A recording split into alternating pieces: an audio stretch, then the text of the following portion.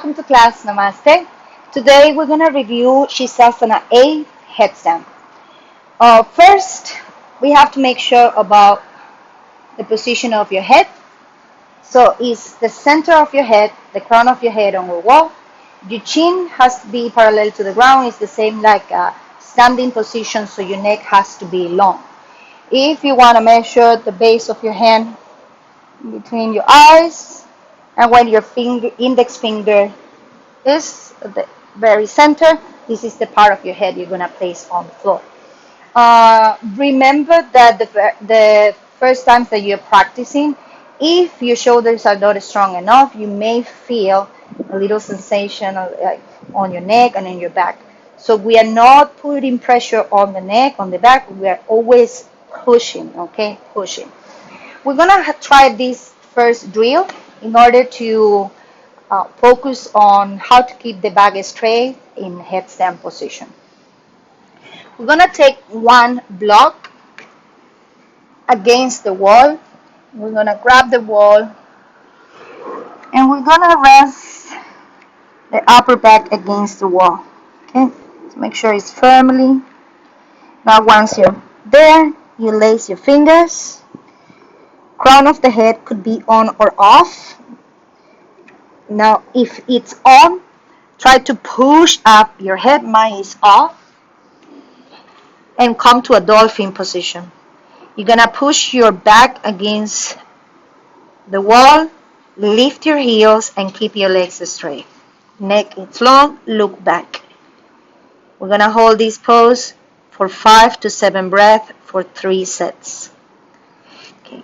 After you're done with your drill, you take a little rest.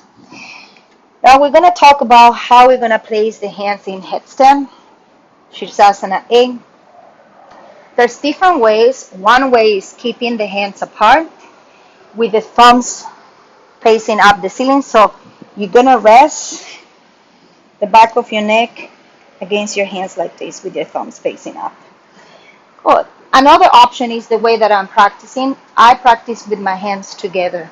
So with no space in between my hands. Make a fist, a strong fist. Thumbs cross. And I like to hide my pinky finger, okay? So I suggest you to practice with both options and choose an option that you feel is stronger and comfortable, okay? So the first drill would be against the wall. If you don't have clean walls at home, like you need to move your furniture and it's a problem, so take a chair instead. So you're gonna bring the top of your feet the ball of the feet on the top of the chair instead. You're gonna bring your body really closer to the chair. Imagine the chair is here, and then you do your headstand with your legs on the chair. Okay. So if you have a wall, you're gonna come to a child position. So your legs your big toes are really closer to the wall. Place your forearms so shoulder distance apart your elbows. Take your headstand position. Like I say, I practice with my hands together, but you have the option. Okay, first take a couple of breaths on your dolphin pose, and then little by little, step up. Okay, legs straight, try to bring your heels forward, shoulders up, and you're going to bring one knee to the chest.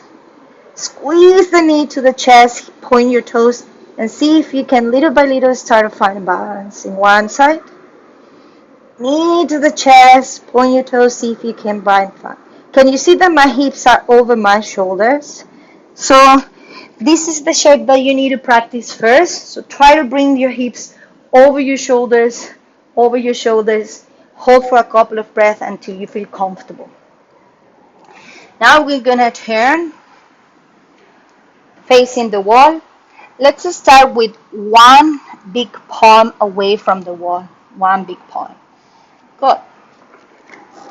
We're going to try not to kick up. So you're going to walk your feet forward. You're going to bring one leg up. And with the help of the leg that is up, just a mild kick, little kick, bring the other leg up. Good. Now, keeping your feet on the wall, try to stretch your back even more. Can you see? Now here I'm resting. push your hips forward. Squeeze your knees towards each other. See if you can bring one leg, maybe both of them, with your neck long. For releasing, wall first, one leg down. Remember, after your practice, take a couple of breaths on your child pose. Good. Now, if you started to feel comfortable, you start to balance without the wall, but you still want to have the wall just in case. So start to walk away from the wall. Maybe instead of one hand, now you try two hands. One and two. Same thing. Walk your feet forward as much as you can. Now you're going to try to bring your hips over the shoulders even more until eventually you can bring both feet off the wall in this position, off the floor. Now, if you're trying to practice this drill, and if you need, come closer to the wall. Yeah. Walk your feet forward. One leg. So help to bring the hip over. Touch.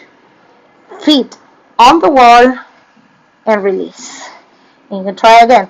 Walk your feet forward to your maximum. One little hop.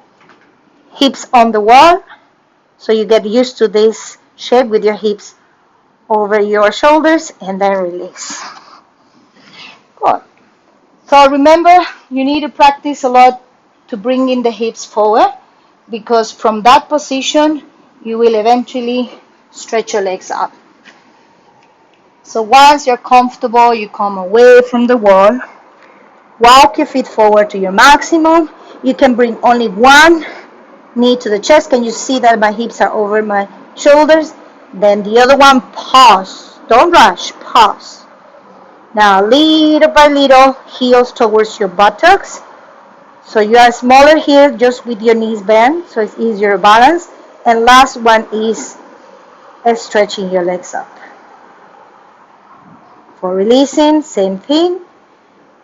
Bend your knees, one leg down, and rest. Child pose. Good. This is all for today. Have a good day and good practice.